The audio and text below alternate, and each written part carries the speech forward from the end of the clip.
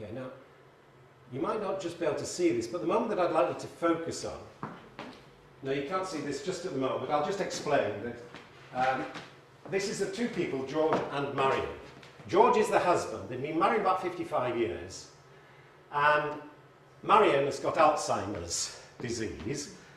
George is the carer, and Marion Naidu, there are two Marions in this. Marion Naidu is taking the film, and Marion is the doctoral researcher. And she'd worked with Marion and George over months and months in terms of their trust. It was working with them. It wasn't research on them.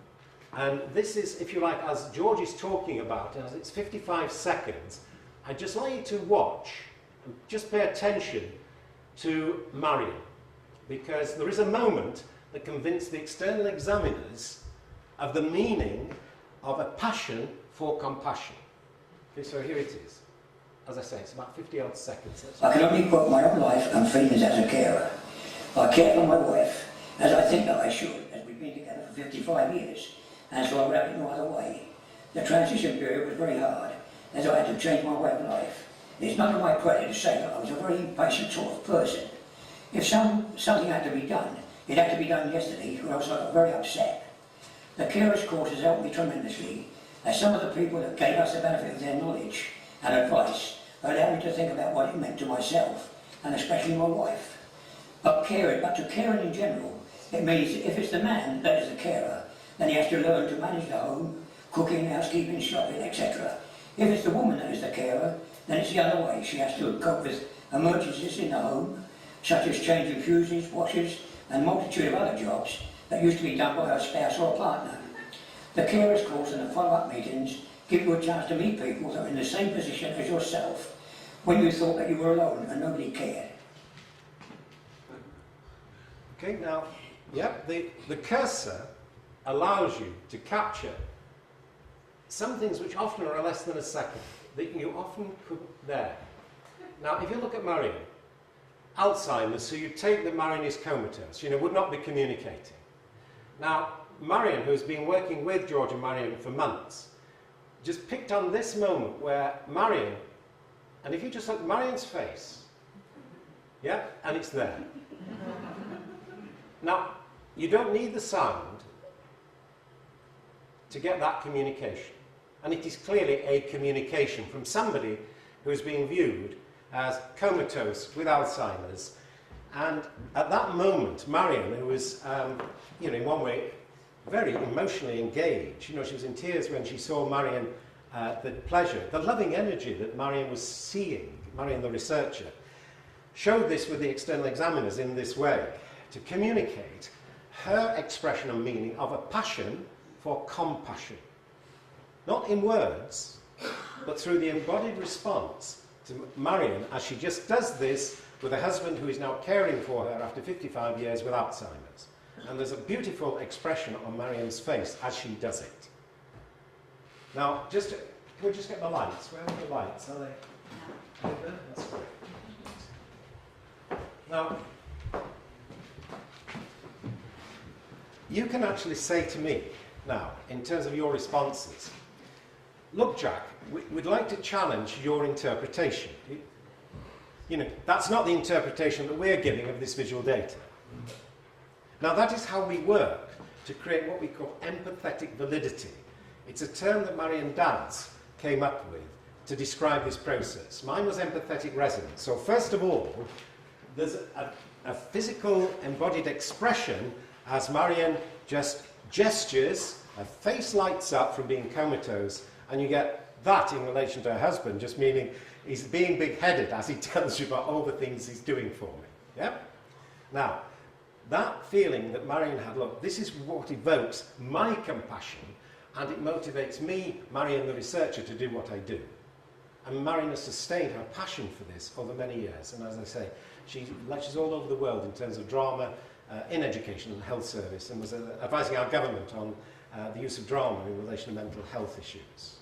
But that feeling of empathetic resonance, you only can answer for yourselves how you felt physically in your body as you see what is actually being offered. And it could be that this doesn't touch you at all. Yet what Marion did, the researcher, was use this technology, the digital media, to communicate her meaning of a passion for compassion, which as I'm speaking to you now, my body is actually feeling what Marion was communicating. So that is how we start to try to build up a response to what Tom is saying about validity. It's very important, it's very different to the traditional view of validity in a university, which is always focused on the words. You know, as a linguistic philosopher, I was taught, just focus on the meaning of the words. It had nothing to do with what I was actually experiencing or feeling passionately in my practice. It was just, could I use words correctly? You know, there was one punishment. Right, after about 3 weeks, the conclusion was, punishment is the intentional infliction of pain by somebody in authority on somebody who's broken a rule. Now, I can say that very quickly, all right? But it actually means almost nothing in relation to your experience and feeling of being punished. So, I'd just like to pause there, because I don't think anybody, well, from what we were saying, you've made available your account in Norway. I doubt if any of you have had videos of yourselves, for example on YouTube, that you have integrated within an explanation of your influence. Can I just check that? Have any of you got on YouTube now or any other streaming service so we can click as we can click on this? And please remember that these are coming, you know, directly from the internet. You can access these tonight as soon as, or leave the room, get into actionresearch.net. Go into That's What's New, and you'll be able to access these just by a click from YouTube. Now, until I'm saying, and this is a claim, again, you can test the validity, that unless we start to see you from your practice showing what it is you're passionately engaged with in terms of your values, your influence will not spread as widely as I believe it should be being spread. Because imagine in this room now, if we could make available in the public domain, spreading around the world, the values that you're living every day, for me, the world becomes a better place to be.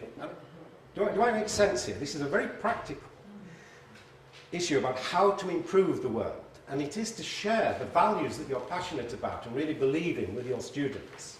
And to share it as widely as possible. So somebody in different, and we can start with the European context. It was some 800 million people, 47 countries, 19 here, right?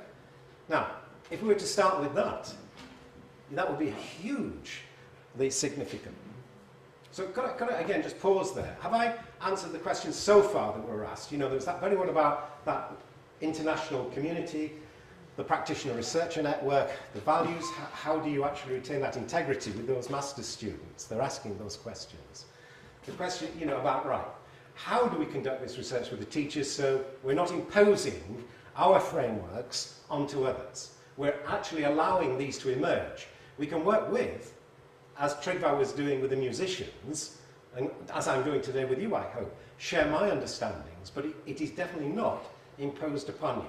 I can't get to where I want to be unless you exercise your creativity and come forward with your accounts and explanations of your influence with your students in the context you live and work.